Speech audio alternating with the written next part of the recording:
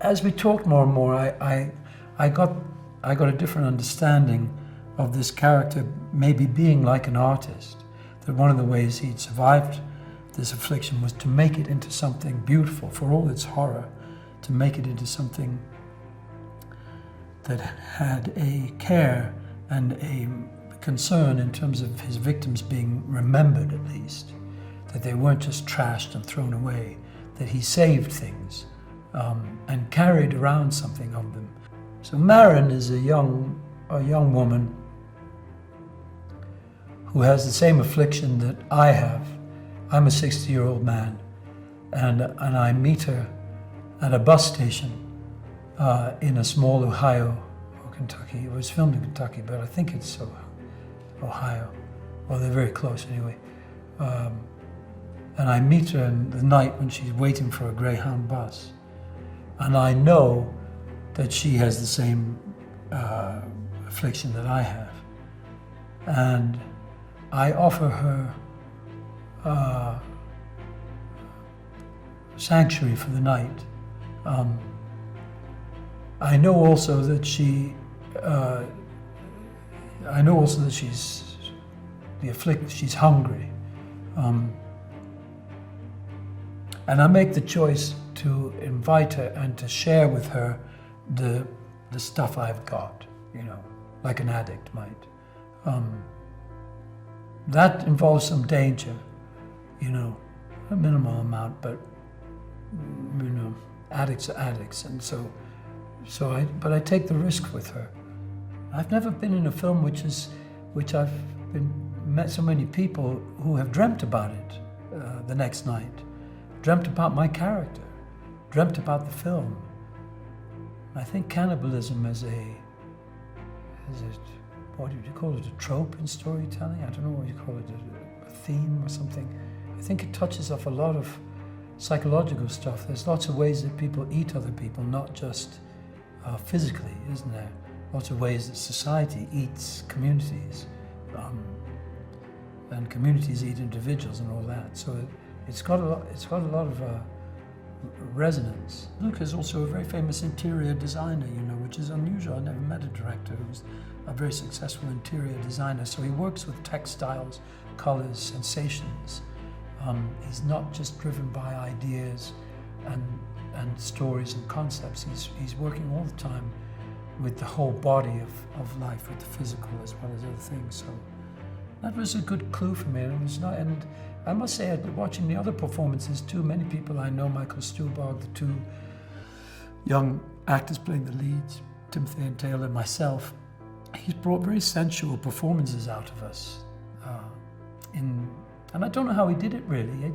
It wasn't like he gave us a lot of direction as much as he encouraged things that he liked.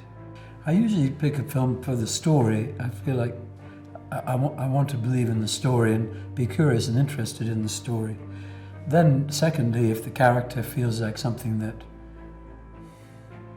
needs me or that I could do, that I could serve that story properly, then I'll take it on.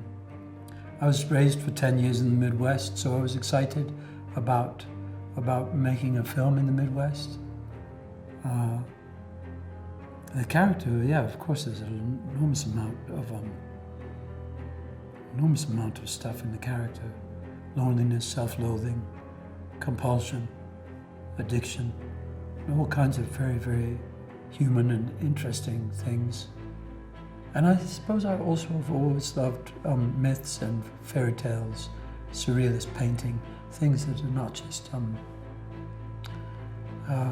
just realistic, but are real, but are kind of. My image for it is when you hit a harmonic on a guitar string, not just the solid note. You hit harmonic, and all 8 or a certain number of other notes are heard behind it. And when you have a story that is more mythological, then you get these multiple meanings, and that's what I felt reading the screenplay. So that's what attracted me to it.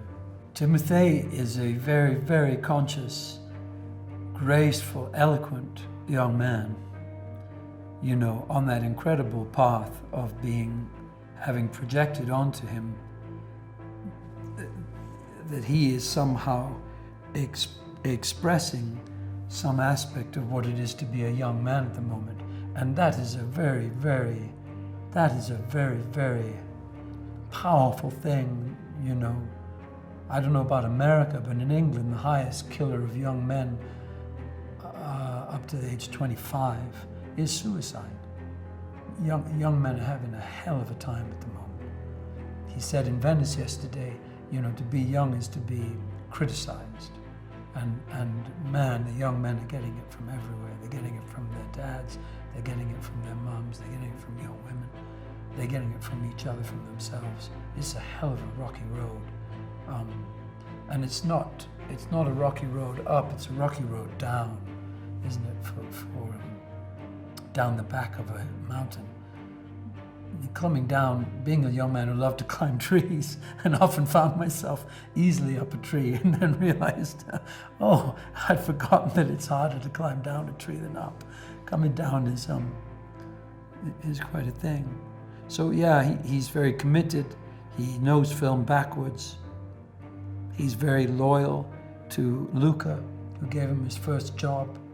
He's a producer on this film and had a very positive effect on this film. He let things happen quite a lot, but in the editing and what he encouraged from us. So he gave things to me like these hens, these Cornish hens that I'm feeding her, and he showed me how to flatten them, like you do if you a particular kind of way of treating a chicken or a duck or something. You flatten them down to cook them. He would give me certain things like that, a very sensual thing. That was the equivalent of him explaining what the scene was about, which is never very useful to me actually, or asking me to do specific things. He would just show me something and smile and say, "It's good, huh?" And so I'd say, "Yeah, that is good, yeah." She's brought herself to the role, you know. She just brought herself, which is, you know, I was hearing Leah Seydoux speak about that yesterday. She doesn't believe in acting, doesn't think of herself as an actress. She just brings herself. And that's a very true aspect of it, you know. Even if you change the way you speak or the way you look or the way your face moves, essentially it's still you, you know. It's still you. That's what's wanted. As much of you as possible that can be present. And she brought that very presently. You can read her thoughts in the camera very beautifully. Interestingly on set, I didn't always know what she was thinking or doing. And that was nice. And I seen her on the film, that was really nice. I'm a stage actor primarily, so I'm used to being able to really see and read, but because there's people 45 feet away or 50 feet away who needs to hear us or see us. And she was very private, as you would expect with that character. There's a lot of marriage of opposites. It's something I learned when I was working on Shakespeare when I was a young man, and I was taught by people who'd worked on Shakespeare longer than I, that if you want to be able to work on Shakespeare, you've got to learn to love opposites as much as Shakespeare does, that he'll put words like hot ice, cold fire. And it's not just the idea of those two things, but it's the sound hot ice. He puts them together, gives Romeo those words. And also the stories are constantly finding things that are completely opposed and getting them as close together as you can, like an electric generator does.